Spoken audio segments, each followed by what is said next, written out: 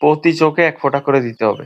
আপনি কি ভাবছেন আপনার মুরগির বাচ্চাকে ভ্যাকসিন করাবে, কিন্তু যে আপনি জানেন না মুরগির বাচ্চাকে কি ভ্যাকসিন করাতে হয়। 4 থেকে 6 দিন বয়সী মুরগিকে রানীক্ষেতের BCRD ভ্যাকসিন করাতে হয়। এই ভ্যাকসিনটা কি করে দিবেন সেটা লাইভ আমার এই ভিডিওর মাধ্যমে দেখিয়ে দেবো, তাই ভিডিওটি স্কিপ না করে সম্পূর্ণ দেখতে থাকুন। আসসালামু আলাইকুম। ছোট খামারের পক্ষ থেকে আপনাদের সকলকে স্বাগতম। আজকে আপনাদেরকে আমি দেখাবো মুরগির বাচ্চাকে কি করে লাইভ ভ্যাকসিন করাতে হয়। এই ভ্যাকসিনটির নাম হলো BCRDV রানীক্ষেতের ভ্যাকসিন। এই ভ্যাকসিনটি মুরগির বাচ্চাকে 4 থেকে 6 দিন বয়সের মধ্যে করাতে হয়। এই ভ্যাকসিনটি আপনারা পশু হাসপাতালে পেয়ে যাবেন। পশু হাসপাতালে এই ভ্যাকসিনটি 100 ডোজের পাওয়া যায় এবং ভেটেরিনারির দোকানে 300 ডোজের পাওয়া যায়।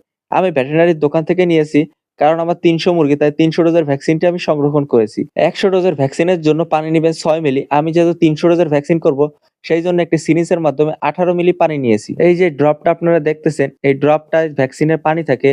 আমি এবার ভ্যাকসিনের পানিটা ভেটেরিনারির দোকানে পাইনি, সেই জন্য আগের বারে যে ভ্যাকসিনের পানির ড্রপটা ছিল সেই ড্রপটা এবার ব্যবহার করতেছি।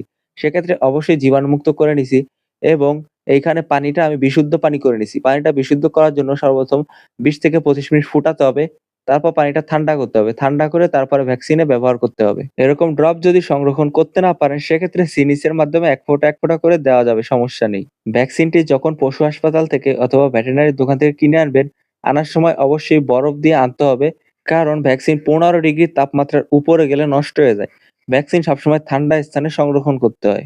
ভ্যাকসিনটি বাসায় আনার পরে মুরগির বাচ্চাকে যত সময় না ভ্যাকসিন দিবেন, তত সময় ভ্যাকসিনটি অবশ্যই ফ্রিজে, এটা নরমাল ফ্রিজে সংরক্ষণ করতে হবে। ভ্যাকসিনের মুখ খোলার পরে ভ্যাকসিনের জন্য যে বিশুদ্ধ পানি তৈরি করা হইছে, সেই পানিটার সাথে মিশাতে হবে। এটা ভালো করে প্রথমে অল্প পানি দিয়ে ঝাঁকিয়ে নিতে হবে, তারপরে সম্পূর্ণ পানির মধ্যে মিশিয়ে দিতে হবে। এতে করে ভ্যাকসিনটা ভালো করে মিশ্রিত হবে। ভ্যাকসিন দেওয়ার ক্ষেত্রে বিভিন্ন সতর্কতা আছে।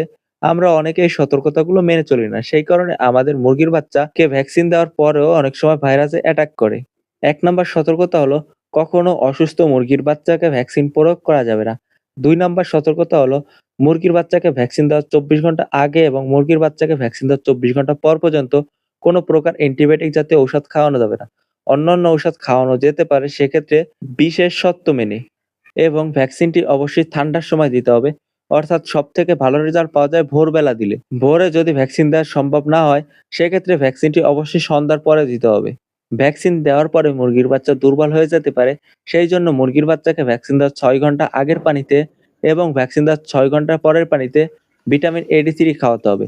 এই AD3 খাওয়ালে মুরগির বাচ্চাকে ভ্যাকসিন দেওয়ার কার্যক্ষমতা অনেক বৃদ্ধি পায়। ভ্যাকসিনটি যে কাচের কৌটার মধ্যে সংরক্ষণ করা ছিল, সেই কাচের কৌটা সহ কাচের সাথে ব্যবহৃত যাবতীয় জিনিস বাইরে ফেলে দিতে হবে। আমাদের ভ্যাকসিনের পানিটা কিন্তু এখন পুরোপুরি রেডি হয়ে গেছে। এখন এই ভ্যাকসিনের পানিটা আমরা মুরগির বাচ্চাকে দিতে পারবো। এত